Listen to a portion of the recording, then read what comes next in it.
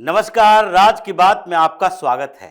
Supreme court में इन दिनों एक के बाद एक एजेंडे सामने आ रहे हैं। एक समस्या खत्म नहीं हुई, दूसरी समस्या लेकर कुछ याचिकाएं लेकर सुप्रीम कोर्ट में पहुंच गए।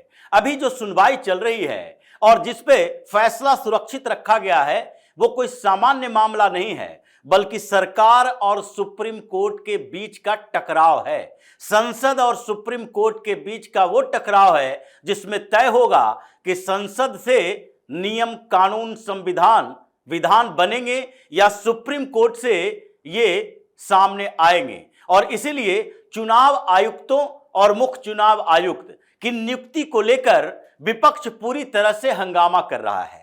यहां तक कि राहुल गांधी हर मंच पर बैठकर, विपक्ष के दूसरे नेता हर मंच पर खड़ा होकर चीख चीख कर कहते हैं चुनाव आयुक्त कंप्रोमाइज्ड हैं।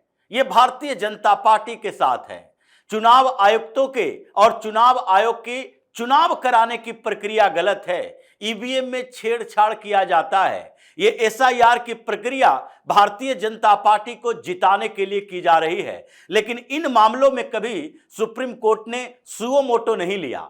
ये नहीं कहा कि आपके पास कौन से ऐसे तथ्य हैं जो आप एक संवैधानिक संस्था के खिलाफ इस तरह की बातों का उपयोग कर रहे हो। जबकि एसआईआर की सुनवाई हुई, सुप्रीम कोर्ट ने कई बार यह कहा एसआईआर की प्रक्रिया कानून के अनुसार है और ये एसआईआर करवाने का अधिकार चुनाव आयोग के पास है, किसी और अथॉरिटी के पास नहीं है। एसआईआर जो हो रहा है उसमें आप लोगों के पास एक भी ऐसे तथ्य नहीं है जिससे साबित कर सको कि किसी पार्टी के समर्थन में या किसी पार्टी के खिलाफ चुनाव आयोग काम कर रहा है। ये सारे फैसले सुप्रीम कोर्ट से ही आए हैं, लेकिन फिर भी जब इन लोगों ने यानी विपक्ष की पार्टियां ने सुप्रीम कोर्ट की भी अवमानना की कि नहीं चुनाव आयोग कंप्रोमाइज्ड है, तो एक शब्द नहीं बोला गया, सुप्रीम कोर्ट ने सुओ मोटो नहीं लिया। लेकिन जब याचिका दायर की गई कि देखिए सीजेआई को उस पैनल से बाहर निकाल दिया गया है जिसमें वो पहले थे और जो चुनाव आयुक्तों, मुख्य चुनाव आयुक्त की नियुक्ति करती है, उस पैनल के 3 मेंबर हुआ करते थे जिसमें प्रधानमंत्री, सीजेआई और नेता प्रतिपक्ष, ये 3 लोगों का पैनल। और इसी पैनल में जब सुप्रीम कोर्ट में सुनवाई चल रही थी चुनाव आयुक्तों की नियुक्ति को लेकर, तो उस समय सुप्रीम कोर्ट ने ही कहा था यह व्यवस्था, यह सिस्टम तब तक रहेगी जब सरकार कोई इसके लिए सिस्टम बना नहीं लेती है, संसद इसके लिए सिस्टम बना नहीं लेती है। और इसके लिए सिस्टम बनाई गई। सुप्रीम कोर्ट के उस फैसले के बाद ही सरकार एक्टिव हुई और उसके बाद फिर से एक व्यवस्था बनाई गई कि नहीं चुनाव आयुक्तों की नियुक्ति होगी तो उसके पैनल में प्रधानमंत्री होंगे, एक और मिनिस्टर होंगे और तीसरा नेता प्रतिपक्ष होंगे। ये 3 लोगों का पैनल होगा जिसमें सीजेआई की कोई भूमिका नहीं है, क्योंकि वैधानिक कामों में सुप्रीम कोर्ट की क्या जरूरत, सीजेआई की क्या जरूरत, किसी जज की क्या जरूरत। ये उसी तरीके की थी जैसे कि सुप्रीम कोर्ट पर यह सवाल उठते रहे कि आपके कॉलेजियम में बैठे जज ही जजों की नियुक्ति करते हैं। यह पूरी दुनिया में कहीं नहीं होता कि जज की नियुक्ति करने वाले जज ही हों। आप हाई कोर्ट के कॉलेजियम बनाते हो और वहां पर जजों की नियुक्ति होती है, सुप्रीम कोर्ट में कॉलेजियम बनाते हो, सुप्रीम कोर्ट में जजों की नियुक्ति होती है। और यह नियुक्ति की प्रक्रिया के ऊपर कितने सवाल खड़े हो चुके हैं, जिसमें सुप्रीम कोर्ट कॉलेजियम ने जिन वकीलों को जज बनाने का रिकमेंडेशन किया उनके बैकग्राउंड में कई खामियां निकली, आईबी की रिपोर्ट भी सामने आई। और दूसरा सबसे बड़ा सवाल सुप्रीम कोर्ट के इस कॉलेजियम व्यवस्था पर उठता रहा कि देखिए कॉलेजियम में बैठे जज जजों की नियुक्ति करते हैं और सुप्रीम कोर्ट में अगर 34 जज हैं तो उसमें से 27 से 28 जज ऐसे हैं जिनके पिता, ताऊ, चाचा, मामा कोई ना कोई सुप्रीम कोर्ट में या हाई कोर्ट में जज रहे हैं। तो क्या केवल जजों के परिवार से ही जज बनेंगे? जुडिशरी में भाई भतीजावाद का सवाल उठा और जब सरकार ने इस पूरे कॉलेजियम सिस्टम को बदलने की बात कही कि नहीं जजों की नियुक्ति के लिए एक अलग प्रक्रिया होनी चाहिए, ऑल इंडिया जुडिशियल सर्विसेज होने चाहिए और उसी के आधार पर एनजेएसी लाया गया, लेकिन सुप्रीम कोर्ट ने एनजेएसी को खारिज कर दिया कि नहीं ये एनजेएसी लागू नहीं हो सकता, हमारी अथॉरिटी है, सरकार जुडिशियरी के कामों में, जजों की नियुक्ति में इंटरफेयर नहीं कर सकती, तो फिर आप वैधानिक कामों में इंटरफेयर कैसे कर सकते हैं? सुप्रीम कोर्ट में बैठे जज क्या मुख्य चुनाव आयुक्त की नियुक्ति में शामिल होंगे? तभी निष्पक्षता की गारंटी होगी। इसी बात को लेकर सरकार ने एक पैनल बनाया और विपक्ष सुप्रीम कोर्ट में चला गया। सीजेआई को बाहर क्यों किया गया है, इसी मुद्दे पर हंगामा चला। हंगामा इतना कि एसजी तुषार मेहता ने पूरे सुप्रीम कोर्ट में बैठे जजों की धज्जियां उड़ा दी।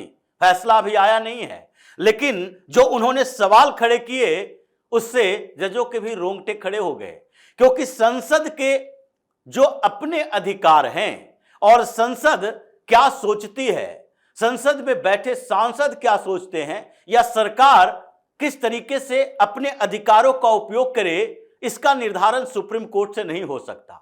आप उसके ऊपर सवाल नहीं खड़ा कर सकते, आप केवल सवाल खड़ा कर सकते हैं कि यह प्रक्रिया गलत है या सही, क्या यह संविधान में निर्धारित है कि नहीं। संविधान का रिव्यू कर सकते हैं, आप संविधान की समीक्षा कर सकते हैं, इसलिए संवैधानिक पीठ की जरूरत होती है। और सरकार ने भी कहा है संवैधानिक पीठ बनाइए।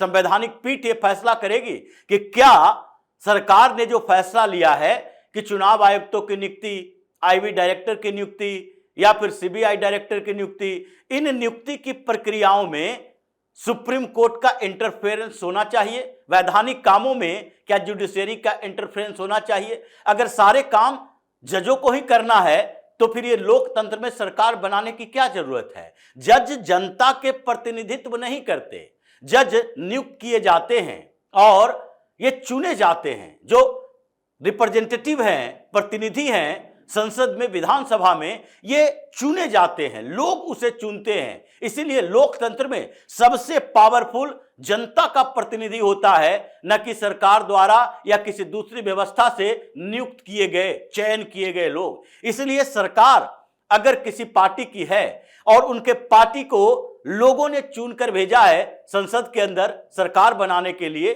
तो फिर उनकी बात ज्यादा प्राथमिकता दी जाएगी। और इसलिए एसजी तुषार मेहता ने सबकी धज्जियां उड़ा दी इस बात को लेकर कि अगर सरकार ने व्यवस्था बनाई है तो आप कैसे ये सवाल उठा सकते हो कि प्रधानमंत्री निरपेक्ष नहीं होंगे, कोई मंत्री निरपेक्ष नहीं होगा, या फिर लीडर ऑफ अपोजिशन जिस पर सवाल उठाते रहेंगे वो गलत ही होगा। यानी कि अगर लीडर ऑफ अपोजिशन को कोई कैंडिडेट पसंद ही नहीं आता, क्योंकि उसके लिए क्वालिफिकेशन की जरूरत है। अगर मुख्य चुनाव आयुक्त की नियुक्ति करनी है तो आप कहीं से उठाकर नहीं ले आएंगे।